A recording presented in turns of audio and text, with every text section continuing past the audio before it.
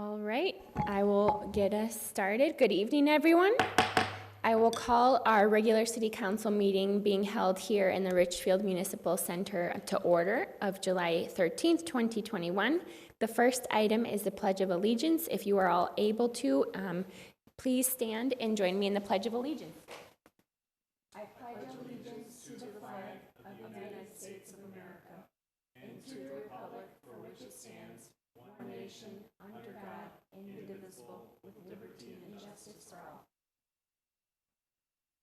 Thank you. The next item is our open forum. Do we have anybody here to speak at the open forum tonight? And then I also wanted to ask our staff, I believe, are we accepting submissions for phone or email open forum by chance? I'm not seeing Kelly.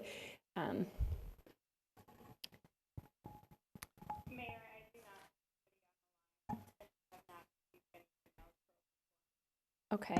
And are you able, Kelly, to just share briefly, I'm going to turn the volume up, of how folks can call in for the open forum? Sure. We always encourage our residents to participate in our open forum at City Council meetings. You can attend at our live at our meetings, or you can email myself at kwynn@richfieldmn.gov. Or you can call during our meetings, during our open forum portion. You can call 612-861-0651. Thank you so much, Kelly. We'll just wait for a little bit to see if anybody calls in or shows up for the open forum before we move to the next item.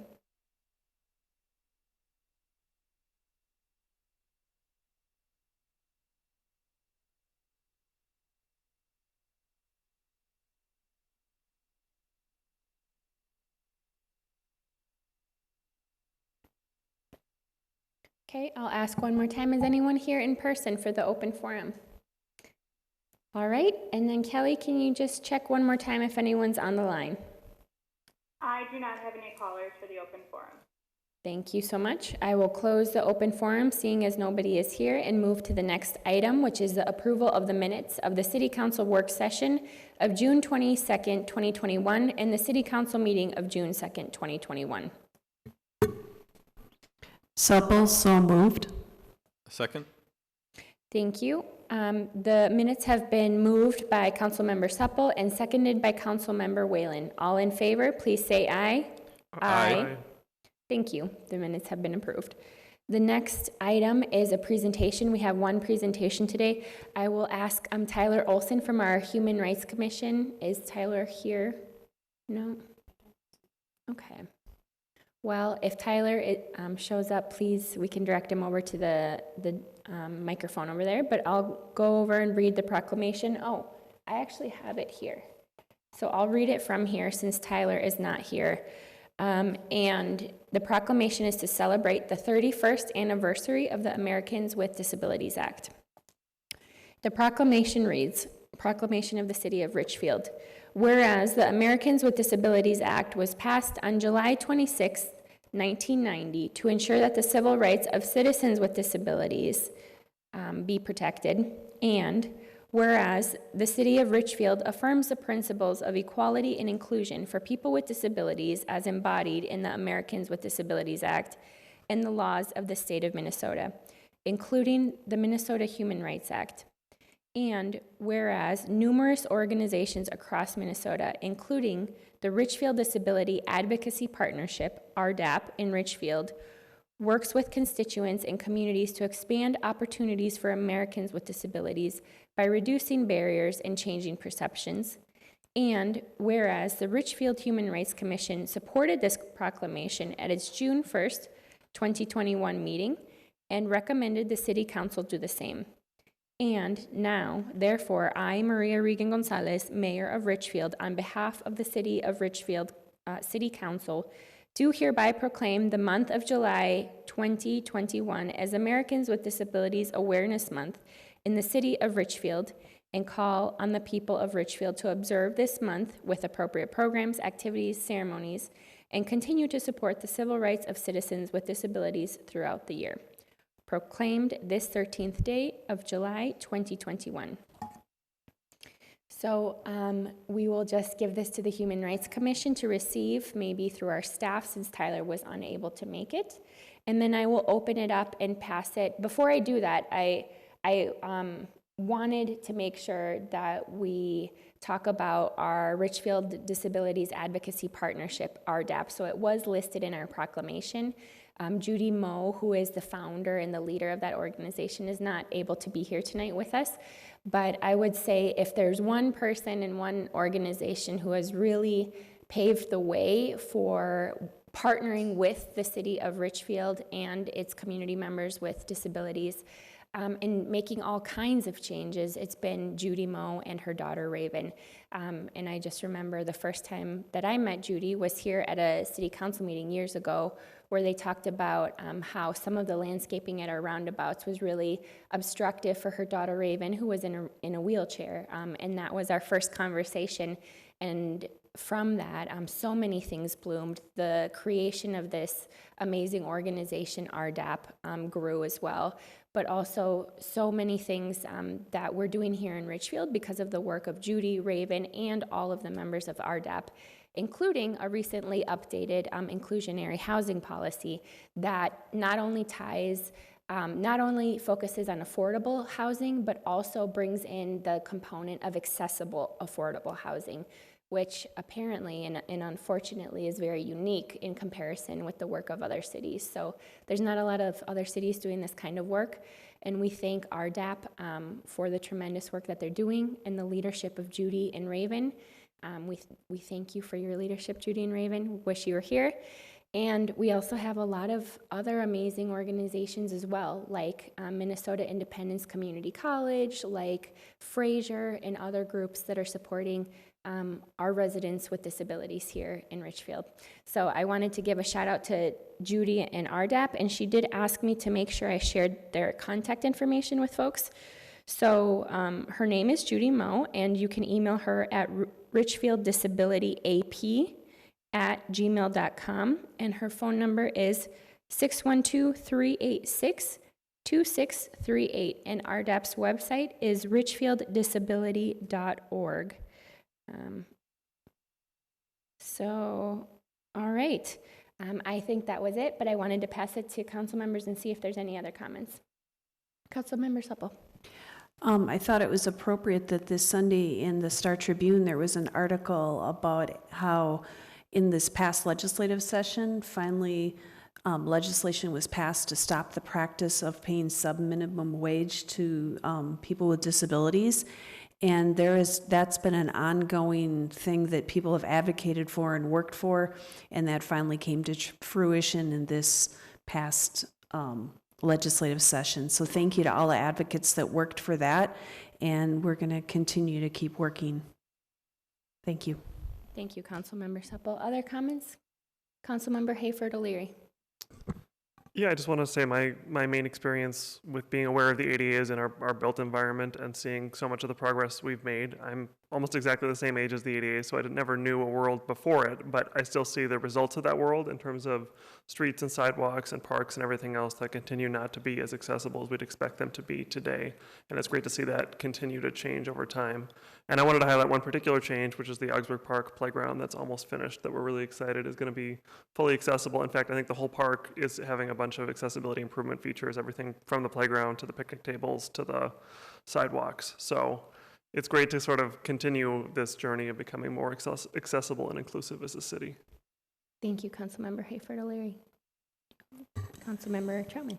Thank you, Mayor. And I think I just want to say thank you to all the advocates, and of course, Judy Moe and RDAP have been leaders. And I just want to recognize that it's a lot of it's not necessarily fun to raise your hand and raise your voice and say something's not working, and that there's a cost to that. And so I'm just really grateful for all our community members over the years and presently who continue to speak up and advocate and fill in knowledge gaps that we have and experience gaps and be present in our community and make themselves present. And it's a gift not just for folks with disabilities, but it's a gift to our whole community. So thank you, and this is a very appropriate resolution Thank you. or proclamation.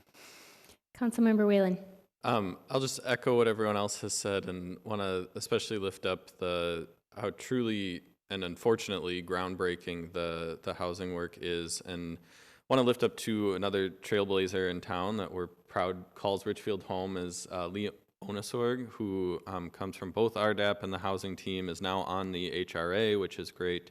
But I kind of similarly remember first meeting him, and one of the first things he brought up, we were talking about affordable housing, and he's like, well, how many of those units have roll-in showers? And so just started a really important conversation. And then also want to just lift up the mayor listed off a great list of the organizations that are like headquartered in town. There are tons that serve individuals in town, that operate group homes in town to support our residents. So I'm not even going to attempt to say that much larger list, but just know that there are it is a very collaborative effort, and appreciate that and acknowledge that. Absolutely. Thank you so much. All right, I will move to our next item, which is the approval of the agenda. So moved. Second. The motion has been made to approve the agenda by Councilmember Whalen and seconded by Councilmember Troutman. All in favor, please say aye. Aye. The agenda has been approved. The next item is the consent calendar, which is with City Manager Rodriguez. Thank you, Mayor. Before I read the consent calendar, I just wanted to formally welcome Attorney Sam Ketchum. He's filling in for Attorney Teachin tonight, and he's been working with us on organized hauling, but I don't know that we had formally introduced him and welcomed him to the meeting. So tonight's consent calendar contains several separate items which are acted upon by the City Council in one motion. Once the consent calendar has been approved, the individual items and recommended actions have also been approved. No further council action is necessary on these items. Item A, consider the first reading of an ordinance rezoning 9 properties throughout the city in order to comply with the comprehensive plan and schedule a second reading for July 27, 2021. Item B, consider the approval of the first reading of an ordinance amending section 1105 of the Richfield City Code related to licensing of arcades, updating several sections to bring them current. Item C, formally discharge the racial covenants from all City of Richfield parkland and require that staff review all future parkland acquisition titles and discharge those covenants at the time of purchase. Item D, consider an acknowledgement of receptivity of a Metropolitan Council Livable Communities Act funding award for a proposed multifamily housing development at 6501 Penn Avenue South. Item E, consider the approval of a 10-year use and indemnification agreement between the City of Richfield and Tom Price for the use of 4,690 square foot strip of land along the edge of Lincoln. Item F, consider the approval of a resolution authorizing a limited use permit between the City and State of Minnesota Department of Transportation for a non-motorized recreational trail in Trunk Highway 77 right-of-way as part of the 77th Street and Trunk Highway 77 improvements project. Item G, consider the approval of a small wireless facility co-location supplemental agreement with Celco Partnership doing business as Verizon Wireless that set forth the terms and conditions of co-location on city-owned wireless support structure. And I present these as part of your consideration of the consent calendar tonight. Supple, I will move the adoption of the consent calendar. Second. Thank you. Councilmember Supple has made the motion to approve the consent calendar, and it has been seconded by Councilmember Troutman. Any council comments or questions on these items? Councilmember Whalen.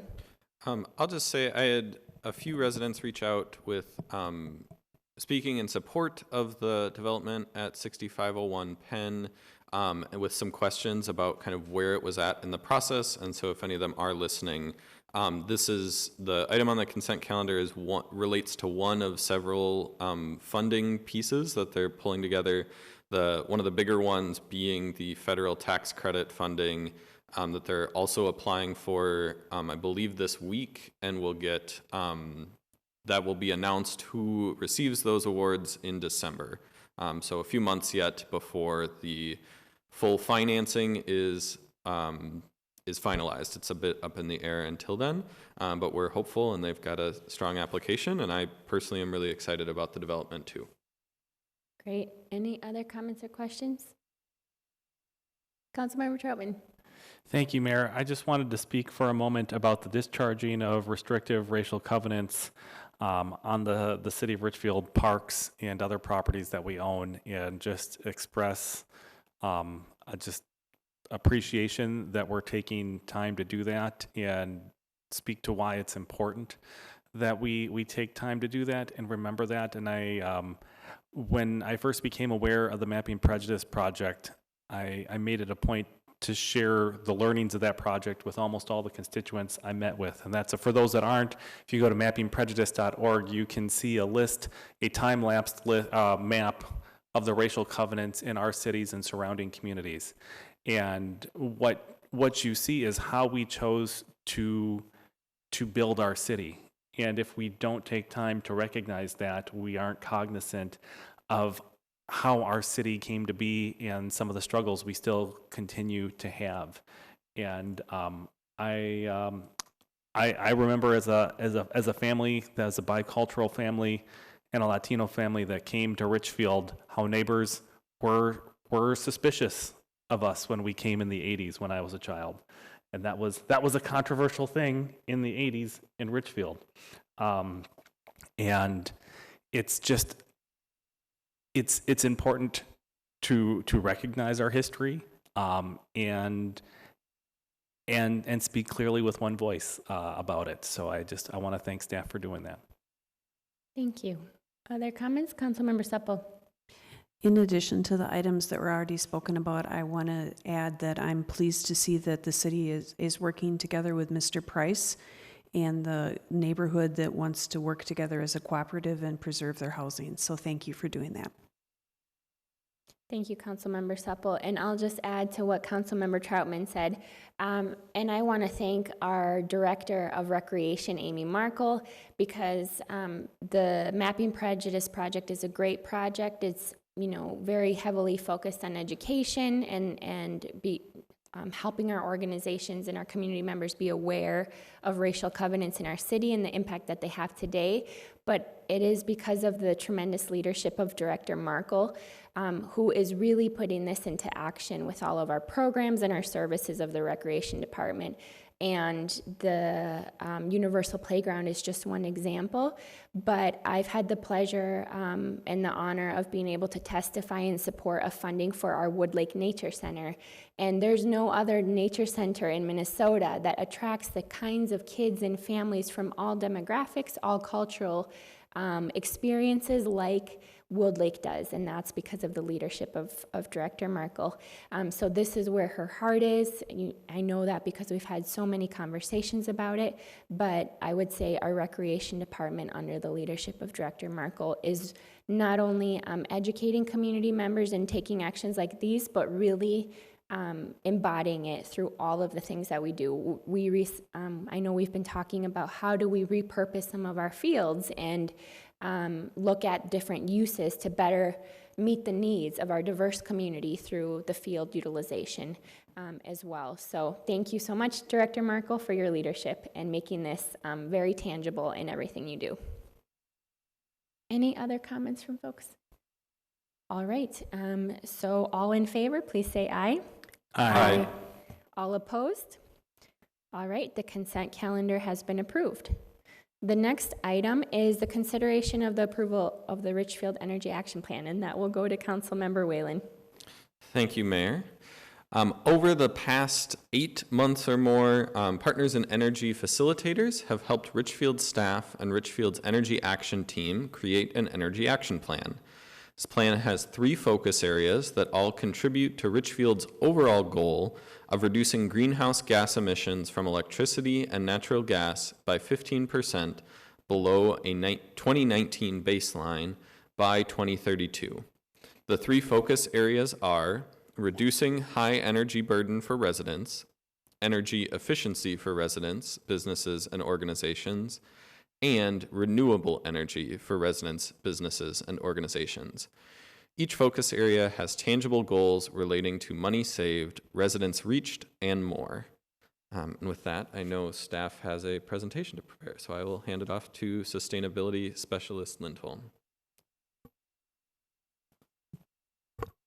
Okay, so thanks.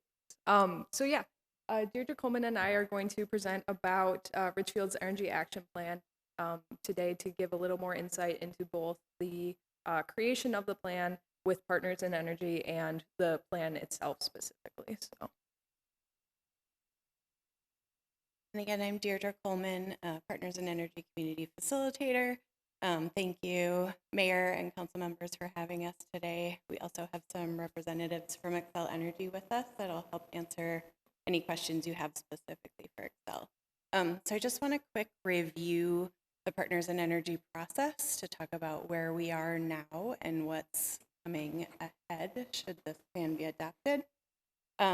So again, the Partners in Energy process is a 2-year collaboration with Xcel Energy and communities to help develop and then implement that plan. So we've spent the last 6 months in a planning process and now have this draft plan. The next 18 months are what we call the implementation phase of Partners in Energy, where we really work closely with communities to help implement the strategies that are in the plan. Beyond that, you're considered a graduated community, meaning the plan continues to be implemented, yet with just a little less support from Partners in Energy. There's still a lot of support that comes with it, which we'll talk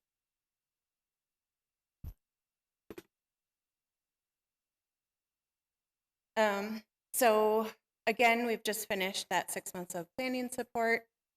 We had 5 workshops with the Energy Action Team, a lot of surveying of the Energy Action Team as well as the community in general. And we helped kind of establish the baselines for the community using Xcel Energy data, and then helped set some goals for that team. Slide. That was the planning support process. And then, so what's coming now after the plan is adopted is this implementation. And what that support looks like through Partners in Energy is some joint marketing, so some co-branded marketing materials that we're able to create for all of the campaigns that are involved here. And then provide some energy expertise where needed along the way. We can help with doing some of that education and outreach and some of those best practices.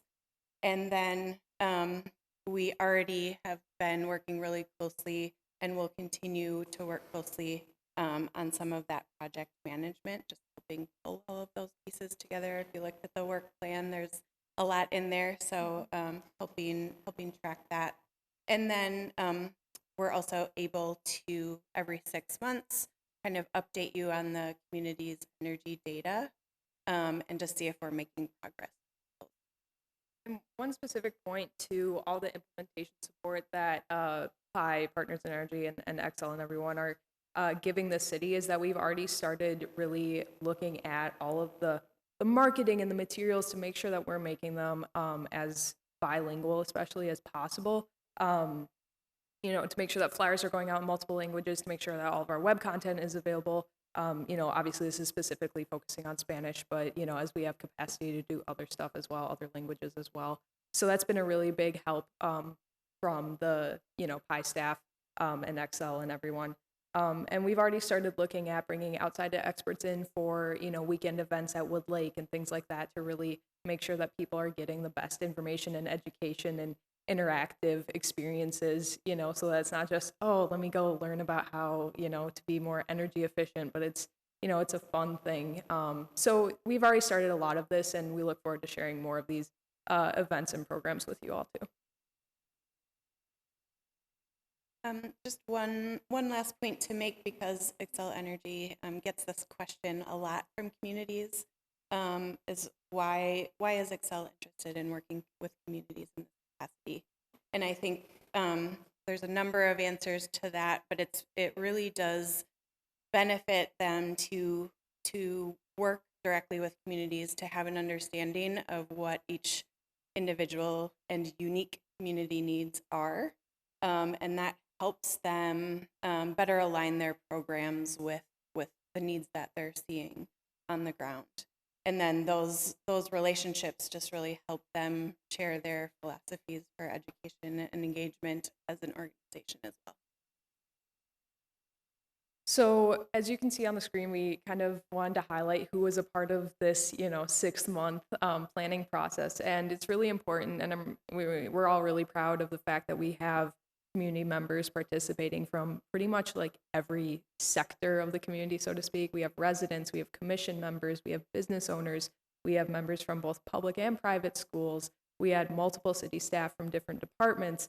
We had nonprofit, social service organizations, residents with different backgrounds, renters, homeowners, and that's all within, these 3, 6, 9, 12 boxes. So that was something that we're really proud of, and again, want to thank everybody who was a part of the Energy Action Team too. So the plan itself, the framework answers 5 questions, and I'll just put them on the screen all at once so people can read at their own pace. But these are the 5 questions that the plan looks at. What should Richfield's energy future look like? How do we know if we are successful in implementing the strategies and the goals of this plan? How will we focus our efforts to achieve the goals? Obviously, energy efficiency and renewables are massively large topics, so that focus is essential for a plan like this. Which strategies will maximize the impact of the focus area, and what will we do to deliver on the strategies? So these are kind of vague, and you'll understand them more as we kind of explain the focus areas and strategies and the goals that the Energy Action Team came up with. So this is kind of the structure of the plan.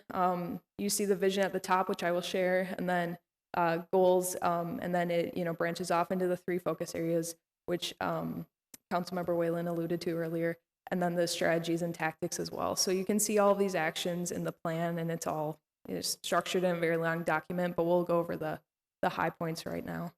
So this is the vision, and this was written by the Energy Action Team, and it actually went through several revisions to make sure that it was saying what our community members wanted, And so what the whole group finally agreed on was a vision that says the city of Richfield is leading equitable action to mitigate climate change by reducing our greenhouse gas emissions.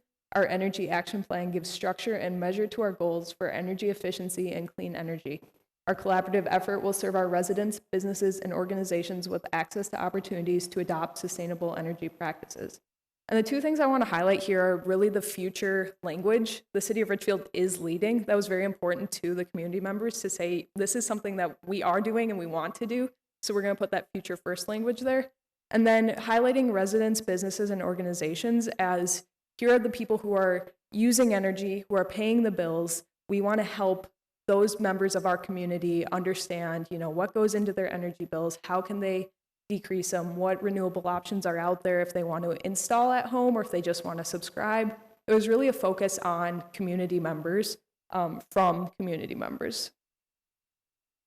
So then, like I said, the goal that goes under that vision is how much cumulative avoided greenhouse gas emissions will we strive for and or see. And so you can see the blue lines are both what the plan is projecting for an impact, which is more than what the business as usual is projecting. And so obviously we want to increase the amount of avoided greenhouse gas emissions. This does show over, it's about 11 years actually. We'll talk a little bit about the whole length because I know there have been a few questions, it's a 2-year thing, is it a 5-year thing, you have a 10-year goal. So we can explain that a bit. But this does show, future projected emissions and the importance of, the plan and actions like this. And so then the 3 focus areas, This kind of alludes to, like I said, the focus on community, reducing high energy burden for residents, energy efficiency for residents, businesses, and organizations, and then renewable energy also for residents, businesses, and organizations. So for high energy burden, just if anyone is unfamiliar, energy burden refers to the amount of your income that you spend on energy-related costs. And so overall in Richfield, it runs, the average energy burden is comparable to the state energy burden. But when you look at specific areas of Richfield, and this is where we talk about, equity and energy, if you look at specific areas of Richfield, you see that a much higher energy burden than both other areas of Richfield and, the state and the metro area. So it really is focusing, and that's where we know, okay, we can focus specific programs on, these areas. We look at, is it a high population of renters? Is it a high population of homeowners? Are the houses older? Do they need, better insulation, things like that. So that really helps us work on that focus area too. And then each focus area has sort of a midpoint 5-year target. And this kind of gives a little more numerical idea, a more tangible idea to what we're hoping to achieve. And that's, a lot of outreach. And so you see numbers there about how many homeowners and renters we're hoping to reach, what that would save in terms of money for residents, organizations, and businesses.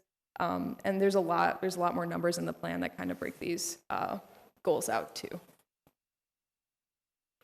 And so that's a cover of our energy action plan. So that's the Richfield Energy Action Plan at a high level. We welcome any questions that you have either about the PowerPoint or the details that you might have read in the plan itself. Thank you. Great, thank you for the presentation. Questions from council members? Councilmember Hayford O'Leary. One thing I was just wondering, where does the 15% come from? Was that developed for this plan, or is that from another goal elsewhere?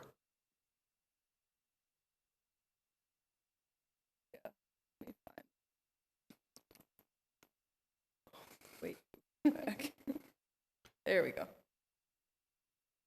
Well, yeah, no, I remember you. Yeah, let me switch my screen again. So the 15% is below the 2019 baseline by 2032. So that's just the amount of avoided greenhouse gases. Based on, if we're successful in this plan by 2032, that will be the percent avoided. Okay, yeah, no, that makes sense. I'm just wondering why is it 15% versus 10% or 30%? Right, and I think there was, correct me if I'm wrong because it was a long time ago, but when the Energy Action Team met to figure out what was the goal that the team wanted Richfield to kind of strive for, there were a few different scenarios, and we talked about we had an achievable and an ambitious, and then somewhere in the middle, and the team chose the somewhere in the middle, which I believe is where the 15% and all the related numbers come from. Yeah. So the way that we built this goal was kind of bottom up. It wasn't a decision like, let's just save 15%. Mm-hmm. It was built by, looking through the strategies that we created, what program participation would that create? And then from that, if we want to be really ambitious or achievable in those goals, and we did that for each focus area. So this takes all of those focus area goals and puts them together as one community-wide goal based on those targets. Okay, thank you for explaining that. Yeah, I did read most of the plan. I am excited about it. It does make me think, just as a policymaker, what more should we be doing? Because it seems like probably a lot more. This does seem very oriented towards encouraging households and getting households to do the right thing. And in that, I think it's a great guiding document. But I do think about bigger picture things of like, we're considering giving our stamp of approval on freeway expansion that's going to result in more emissions than, unfortunately, we're likely to save even through a really successful plan like this. And it's tough to see those different levers moving and different reasons justifying different things. But I guess I want to say I'm excited about this, but I hope as a council we see this as one step in a need to think bigger in all of our policy decisions about the impact on the environment. Thank you, Councilmember Hayford O'Leary. Other comments or questions? Councilmember Supple? First of all, thank you to the Energy Action Team and everybody that was involved in putting this together. I received some correspondence from a resident that was asking about geothermal energy, and I noticed in the plan, it talks about building infrastructure for renewable energy, and I did inquire about that, and Rachel, I want to make sure that the resident knows that that is something that's an option that's out there, and that can you say something about Wood Lake Nature Center? Yeah, thank you, Councilmember. So the original thing was about, there is the term renewable infrastructure referenced throughout the plan. And it's also in our climate action plan too. And, it is a pretty general phrase and category. And for the energy action plan, we didn't get into all the details yet about what that means. Usually renewable infrastructure will refer to more, I say traditional, but like, solar panels and things like that. And I have less familiarity with residential geothermal, but the reason that phrase is so vague is to include, projects that residents might want to do and might need help with or guidance or things like that, like residential geothermal. So in terms of the climate action plan, the reason why renewable infrastructure came up is because we have, as staff, talked about future municipal projects, including the Wood Lake Nature Center project, and incorporating renewable infrastructure, so whether that is solar, geothermal, or ideally both, into a future project. That's why that's so vague. It's just because we have so many options. We want to include as many as possible and as many are realistic. So yeah, that's a thing that we obviously are still in the beginning stages with the whole Nature Center project, but it has been something that staff have heavily prioritized for sure. Thank you. Mm-hmm. Other comments or questions from folks? Councilmember Whalen. Thank you, Mayor. Just a brief thought. I think the Public Works building already has It actually has both. It has solar panels and geothermal. Yeah. Okay. Which is great. And I think sort of the tension that I want to speak to is similar to what Councilmember Hayford O'Leary was speaking to, that I think this is really great and is more than we've been doing and more than some cities are even considering. And I think, frankly, for our own mental health as humans, we don't often sit in like how cataclysmic climate change is, and we don't. So I'm sitting with I think the steps laid out for the next 18 months are great. I think especially emphasizing the existing programs. I mean, even just lifting up specifically wind source. I think for my household, it's literally like $1.15 extra a month. We are subscribed that we're getting our power from wind instead of the traditional. But there's only, I think it was like 1,000 people in all of Richfield who are subscribed to that. So I think all of the things in here are great, and I absolutely want to do them, and I'm supporting those. And if we're thinking about a 10-year goal, I think it needs to be more audacious than what we can accomplish on our own. And it's going to need to be a regional and state and federal and even global goal. But I think based on the climate science that exists, I think our 10-year goal needs to be closer to like not using fossil fuels at all. And so clearly that's not something that we can do as just Richfield, but I think for what this is, it's really great, and would ask that to my council, the rest of my council members, and then to staff, that we, especially in the strategic planning process that's coming up as we're planning for multiple years ahead, that we start having conversations about like how do we make it possible for every single property in town to like not have a natural gas hookup? What does that look like? Is that realistic? What kinds of resources would we need from regional and state and federal partners if that is a realistic goal, what kinds of things do we need to be advocating for at those levels that, yeah. So where I want to land is just that I think this is really great. I plan to support it, and I think in terms of thinking beyond the I know the extremely detailed portion of this is looking out 18 months, and I know in those 18 months we likely do not have any spare capacity to be jumping into massive projects, partially because we're already underway with organized hauling, which totally relates to this, even though it's not energy emissions. But anyway, I just thinking beyond those 18 months, if we're truly making a 10-year plan, it just needs to be way more ambitious and include what are we calling on our larger partners to do.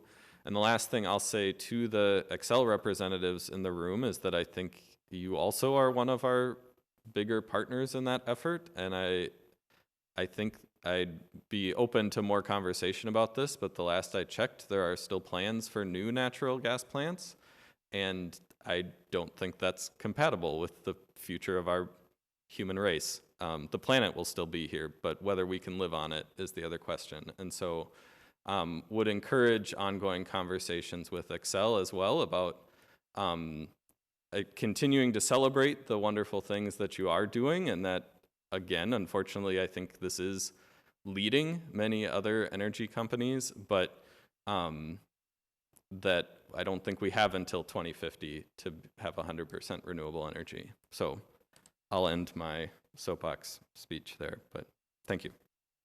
Thank you, Councilmember Whalen. And I just want to thank our staff for the awesome work that they've been doing. I can't help but anytime this type of work comes up around sustainability in our community, I just remember a few years ago where residents were like, hey, we don't have a sustainability commission. We don't have a climate action plan. And just to see the tremendous progress that we've made in the past few years is so awesome. And again, that's a huge thanks to you, to our staff, to our residents who were very persistent. And, you know, we talked for years and we said, we're working on this, you know, we need some time to work on these other initiatives we have. At the time it was the ban shell, and then we had started our organized our organics task force. And to see where we are today in such a short period of time, honestly, is unbelievable. And that was the leadership of our residents and our staff. So I'm really excited to see kind of how, as our council members have both said, how we can keep pushing that into the future. But just reflecting on how far we've come in the past few years, I really can't believe it, to be honest. Like, we are organizing our trash, or we're going to do curbside organics, we're doing recycling, and we're doing so many other things. And we have a strong climate action plan and engaged residents leading our sustainability commission and helping with our developments and preserving our trees and doing all kinds of awesome stuff. So it's really cool to reflect back on that. Any other comments or questions for folks? Cool. I'll pass it back to Councilmember Whalen.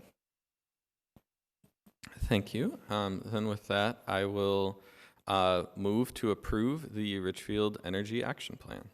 Second. The motion has been made by Councilmember Whalen to approve the Energy Action Plan and seconded by Councilmember Hayford O'Leary. All in favor, please say aye. Aye. Aye. All opposed? Thank you. The action plan has been approved. Thanks. The next item is the city manager's report with City Manager Rodriguez. Thank you, Mayor. At our last meeting, resident Barb Russ spoke at our open forum, and she asked if we could regulate the content of billboards in the city. And according to staff and also our city attorney, we cannot. The content of signs is regulated by the First Amendment. So there's only a few really narrow exceptions for like obscenities or hate speech, so we cannot do that. I have a brief announcement that's a happy announcement. Now that it's officially passed and signed, I wanted to highlight the recent legislation that gives us more flexibility with our tax increment funding specifically our pooled TIF to build and renovate our affordable housing. And it's a wonderful new tool that we have to create more quality housing in Richfield. And there's a lot of things to go along. I want to thank our mayor for leading the advocacy for the council. Also, housing manager Julie Irvin did a great job coordinating the effort for staff. And then a big thank you to our legislators, especially Representative Howard and Senator Wicklund. They really did a lot of heavy lifting for us, the legislature, including an 11th hour technical fix that was needed for Richfield. So really grateful about that. And I was not going to give a COVID report, but our public health administrator, Jennifer Anderson, dropped it off, and so I'll give you the numbers. We're making progress in Richfield. I mean, our rate of vaccinations for ages 12 plus is 77%, but it's slowing down. The rate of increase is slowing down. We are also making progress in closing those gaps, those racial disparities, but that is also slowing down. And I don't know if you read the article in the Star Tribune that across the country where vaccination rates are very low, COVID is spiking again. And so public health is nervous that could happen again if we relax. So I know you all advocate for folks to get vaccinated, but that really is the way to be. And that's all I have tonight. Great. Any comments or questions on the city manager's report? Councilmember Whalen. Thank you, Mayor. I know staff will do this it's for sure in the annual reports, if not more often, but would also ask the Councilmember Supple or Chair Supple in this scenario and Mayor Regan-Gonzalez to keep the rest of us updated on what the HRA decides and does with that new flexibility. That I'm very curious to see what that makes possible, and always love hearing after the fact what became possible because of the hard work of all of the people involved in this kind of legislative work. So I try and keep up with the HRA, but not being on it, don't always hear everything. So would ask that for future. Absolutely. And I'll just say I'm so excited for this work. Essentially what it means is we now have much more access and flexibility to use the millions of dollars that have been accumulating in our pooled TIF fund, which was formally and normally highly restricted for uses that are really not good fits for our community. And so this money has accumulated over time, and it's just been sitting there, and we've not been able to use it. So we went to ask for flexibility so that we could work on achieving our affordable housing goals. We have, and I actually don't know all of the details because I know that there was changes that were made. And so I think we didn't get our full ask and the flexibility that we wanted, but we advanced pretty far, and it's going to help us greatly.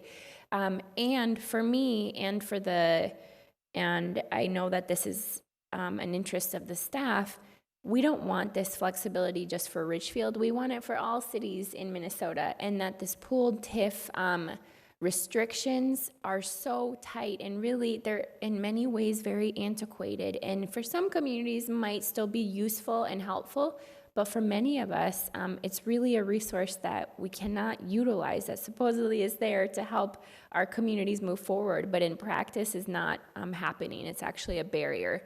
So I would love for us to be a model example in a model city statewide to say, hey, this is what you get when you can be more flexible with pooled TIF. And wow, what amazing impact that it's had in Richfield. Let's expand this to all cities in Minnesota. Let's change our TIF laws. And so that's kind of an end goal that I hope that we can continue working for. And I want to thank John Stark, our Community Development Director, for his leadership as well. He's been talking about flexibility for pooled TIF for quite a long time. And finally, we've been able to overcome that barrier. It's kind of, a short-term fix, and it's a one-time thing, but we hope it builds momentum and kind of gives us a proof of concept for our city to go back and also to expand that benefit to all other cities. So I'm extremely excited, and I'm very excited also to get an update from staff on that as well. The news is very recent, and I don't think that they've necessarily completely done all the work to wrap our heads around, like, wow, what does that mean? How are we going to do it? And so very excited to hear that from staff. Mayor, if I can, there is a nice summary on our website of the legislation, which should give some more details. It isn't as detailed as what you're looking for yet, but there is a nice website summary. Our communications department did a great job. Or division. Great. Thank you so much, City Manager. Other questions from folks? All right, we will go to claims and payroll. Councilmember Hayford O'Leary, do you want to do claims and payroll? I move approval of claims and payroll. Second. Thank you. Claims and payroll. The motion has been made to move claims and payroll by Councilmember Hayford O'Leary and seconded by Councilmember Supple. All in favor, please say aye. Aye. All opposed? All right, claims and payroll passes. I will and now our last item is hats off to hometown hits. I'll start also with Councilmember Hayford O'Leary. Thank you. I just want to mention what we discussed earlier, but the Augsburg Park Playground, that it is almost done. It's really cool to walk by and see the progress. It is fully accessible. It's also for everybody. I think it's just a much more ambitious, impressive, nice playground. And there's going to be a grand opening next Thursday evening at 6:30 at the playground. So excited to see that all come together. Thank you. Councilmember Troutman. Thank you, Mayor. I just have a couple quick hats off and recommendations.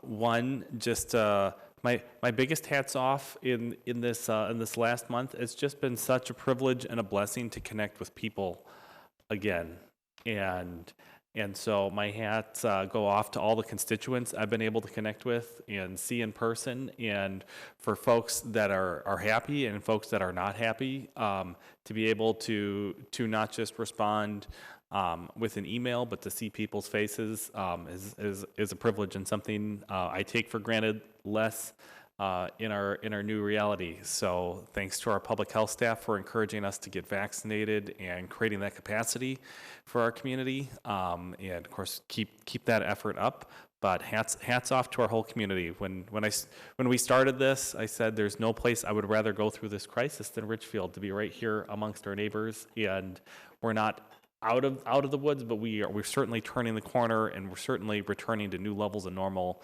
And I'm really grateful for that. And one of those constituents I was able to meet with, and I wanted to lift up was Evercare Orthotics and Prosthetics, and they're a new business here in Richfield, and sat with the owners. They're the only women-owned and only person of color owned orthotics clinic in the state of Minnesota, and they just moved here to Richfield. And the incredible story and passion that they had in that office for folks that had no limbs and now have limbs and are able to engage in life in ways that they couldn't before. And the work that they've done in immigrant communities for people that don't know that having prosthetic limbs are even an option for them, that they're able to make that option, and we're able to do that right here in Richfield. So welcome to Hannah and Isaac Mohammed and their business, which is in the Bremer Bank building.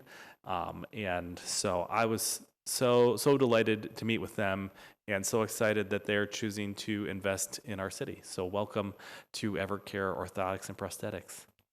Great. Thank you, Councilmember Troutman. Councilmember Whelan.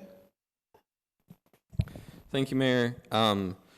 Two items. One, just want to give a hats off to, they may even still be playing, but I stopped before the meeting, stopped by the jazz group that's playing in the park the Tuesdays in the summer at the band shell at Veterans Park.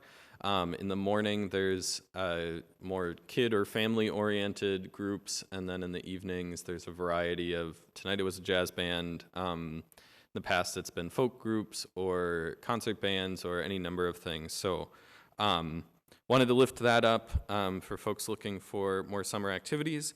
And then also in additional sort of grand opening or ribbon cutting type, or I guess this is more of a groundbreaking, but the underpass This Thursday is going to be opening, and that's not a public event, but if you're like, what is the underpass? What's that about? There is an open house at the Public Works Building from 4 to 6, also on Thursday. Open to the public if you're wondering, like, what is the underpass? Why is this helpful? How does it relate to the regional work going on 494? Or even more just like, what is the construction timeline going to look like? What can I expect? All those questions can be answered. So stop by Thursday afternoon. Great, Councilmember Supple. Thank you. I don't know if you're aware, but Richfield, Edina, and Bloomington work together to fund Bloomington Public Health, and it's one of the few municipal public health groups. And one of the advantages of being part of that group is that every Wednesday from 9 to 12, the Bloomington Public Health nurse is at the Richfield Community Center. So if you have questions, the Bloomington Public Health nurse will be there. So that's at the Richfield Community Center from 9 to 12. Also, you should have received in the mail a postcard that talks about the organized garbage collection and how you can opt in to sign up for curbside organics. So watch for that. Or you can go to the city website and you can sign up there as well. Also, we are very grateful to Senator Klobuchar. She helped shepherd through $60 million to help pay for the construction and updating on the 494 corridor. And that's really, I think, important because it's not just Richfield that benefits from this. That corridor benefits the entire state. And so I think it's very appropriate that the federal government is stepping up to help fund that. And the last thing I would like to talk about is the Richfield Historical Society. I'm fortunate to be the liaison to that group, and they are raising funds right now to replace the roof on the Bartholomew House. So that is a historical treasure, and if you are interested in helping to fund replacing the roof so that we can keep it in good repair for generations to come, please look up the Richfield Historical Society. Thank you. Thank you, Councilmember Supple. And then I have one item, and it's a huge thank you to our Richfield Red, White, and Blue Days Committee, who, while we didn't have our biggest event of the year in the community of Richfield, which is Red, White, and Blue Days over the 4th of July, we did have a little sparkler event, and that was extremely well attended. There was multiple events, and, you know, people came out, enjoyed the event here in the community, got to connect with one another, and we were still able to have plenty of festivities as a community to celebrate 4th of July. So a huge thank you to our staff, a huge thank you to Heather Lenke, who chairs that board, and to all of the volunteers. And we hope to have the Red, White, and Blue Days back next year, hopefully, cross your fingers. But also, we're always looking for new volunteers for that group. So if you love that event, if you want to contribute and give back to your community, that's a great way to do so. So thank you to Heather and the whole Red, White, and Blue Days Committee for that exceptional event. Any other items from folks? All right, seeing as we have nothing else, I'll adjourn our meeting. Thank you, everyone. Have a good night.